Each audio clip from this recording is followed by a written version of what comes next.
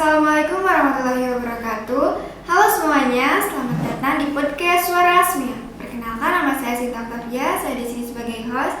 Kita kedatangan dua narasumber kita dari Mojang Jajaka Kota Banjar tahun 2025. Boleh dong perkenalan diri dulu kepada teman-teman yang nonton, mungkin belum pada tahu namanya siapa ya? Baik, Sampurasun Akang Teteh, perkenalkan nama saya Ilham Busni, Jajaka Kota Banjar 2025 dari SMK Negeri 1 Banjar.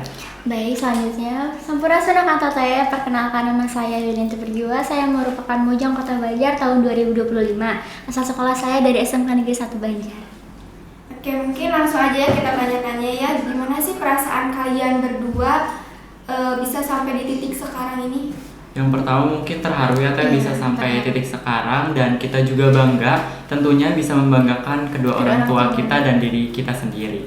Dan selain itu juga bisa membanggakan nama sekolah tentunya. Betul, saya sendiri juga merasa saya tidak nyangka gitu ya bisa sampai di titik sekarang sebagai dari awal sebagai seorang finalis dan sekarang menjadi seorang Mojang Kota Banjar, karena saya sendiri terlahir dari keluarga yang sederhana dan tidak memiliki privilege apa-apa, tapi saya bisa mengangkat nama saya dan kedua orang tua saya beserta keluarga yang lainnya juga, insya Allah. Bangga sekali ya saya mendengar cerita kalian berdua. Apa sih yang ingin kalian ikut berpartisipasi ke Mojang Jajaka ini? Alasannya mungkin ya begitu. Mungkin alasannya kita juga ingin menjadi nonoman panutan, terutama untuk remaja-remaja di Kota Banjar, untuk lebih memperdalam atau memperluas wawasan tentang kota kita sendiri. Dan kita juga ingin keluar dari zona nyaman dan ingin mendapatkan pengalaman yang lebih lagi daripada yang sebelum-sebelumnya, karena kan kita tidak mungkin mendapatkan materi-materi dan pengalaman yang kita dapatkan di Mojang Jajaka Kota Banjar di tempat lain begitu. Terus kalian tuh masuk Mojang Jajaka itu atas diri sendiri apa dorongan dari orang tua atau orang luar gitu? Kalau saya sendiri dari diri sendiri. Sama, saya juga dari diri sendiri, tapi ada dukungan dari luar dan dari keluarga juga. Yang bikin kalian itu Semangat ya? Betul. Terus kesulitan selama di Mojang Jajaka tuh apa sih pengalaman yang menurut kalian tuh sulit? Ya. Paling untuk membagi waktu ya, Iya, karena kita juga karantina di hari weekend Teh. Jadi Sabtu Minggu kita karantina, mungkin untuk membagi waktu untuk keluarga paling susah, dan kita juga mendapatkan kesulitan seperti mungkin ketika kita ada kebutuhan sesuatu ya kita harus mengusahakan seperti itu, karena bagaimanapun juga itu buat diri kita sendiri gitu. Berarti hal tersulitnya itu kalian membagi waktu harus benar-benar itu ya seimbang ya. Apa sih persiapan kalian di grand final tuh gimana? Coba dong ceritain, mungkin penonton pengen tahu ya persiapannya tuh seperti apa di Mojang Jajaka Kota Banjar ini. Yang pertama mungkin materi ya Teh, karena kita juga sebelum grand final nih Teh, kita juga mengikuti beberapa karantina ya. Itu selama berapa hari Kang? Kayak 14 hari kalau nggak salah. Belum lagi sama pranya itu ya, jadi ada kita ada pra-karantina dan karantina. Dan di karantina tersebut kita juga dibekali materi-materi untuk persiapan di grand final. Betul, karena di grand final itu kita mengadakan Q&A ya bagi 4 besar yang masuk itu, dan kita juga menyampaikan speech. Semua para finalis itu menyampaikan speech yang dimana waktunya itu hanya mendapatkan 45 detik gitu. Berarti kalian harus menghafal sendiri ya? Iya.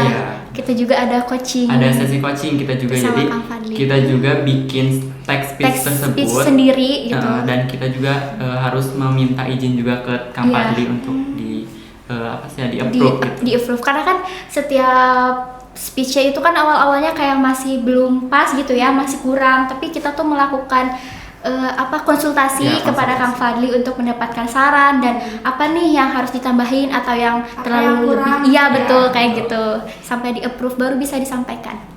Terus pengalaman yang terseru selama karantina itu? Karantina tuh paling seru ada kunjungan ya. Kunjungan. Jadi kita tuh melakukan kunjungan ke Galuh Farm dan ke Yola Batik dan ke Kumba. Dan paling seru kita tuh ke Galuh Farm karena di sana banyak sekali. Iya, di sana juga kita mengunjungi kan di Galuh Farm tersebut ada peternakan kambing dan ada pengolahan susu dan sama ada perkebunan vanila.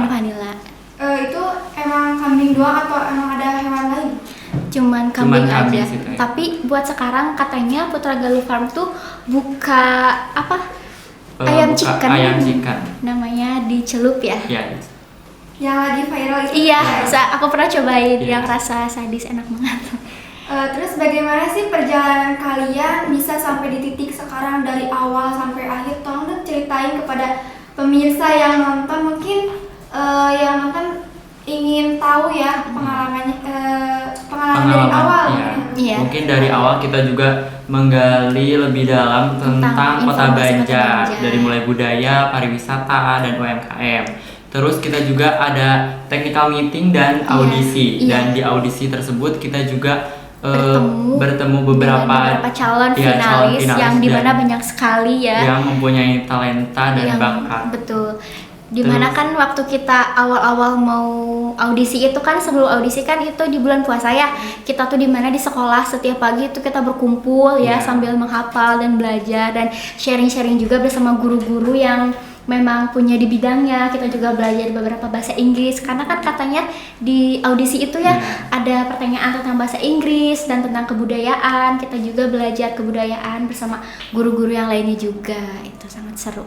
Nah, teman-teman yang kalian kalau misalkan mau masuk di Mojang Jajaka itu bukan hanya fisiknya ya Kang ya? Betul. Tapi yang dilatih tapi juga mentalnya. Mental dan Terus motivasi, tolong dong Kasih motivasi kasih mungkin ya. motivasi, ya, kasih motivasi buat pemirsa yang nonton. Mungkin tentunya ini mah untuk remaja-remaja yang memilih untuk diam di zona Iya, nyaman ya betul. Teh. Kalian itu harus lebih menggali potensi kalian, karena kalian kalau diam di zona nyaman kalian tidak akan bisa mengetahui kemampuan diri kita. betul. Untuk saya sendiri mungkin motivasinya untuk para remaja-remaja khususnya di Kota Banjar itu seperti speech yang saya bawakan, yaitu memberikan contoh yang baik memang sangatlah mudah, tapi yang paling sulit adalah menjadi contoh yang baik. Maka dari itu kita sebagai para generasi muda dan para pemuda yang akan menjadi penerus bangsa selanjutnya, kita harus bisa memberikan contoh yang baik dan juga menjadi contoh yang baik bagi para penerus bangsa selanjutnya. Karena jika bukan kita, siapa lagi ya yang akan meneruskan para perjuangan-perjuangan yang akan dilanjutkan. Iya, betul. Oke, mungkin cukup sekian ya pertanyaan-pertanyaan sharing-sharingnya. Saya Sinta Octavia. Dan saya Ilham Busni. Dan saya Melianti Pergiwa. Kami pamit undur diri. Wassalamualaikum warahmatullahi wabarakatuh.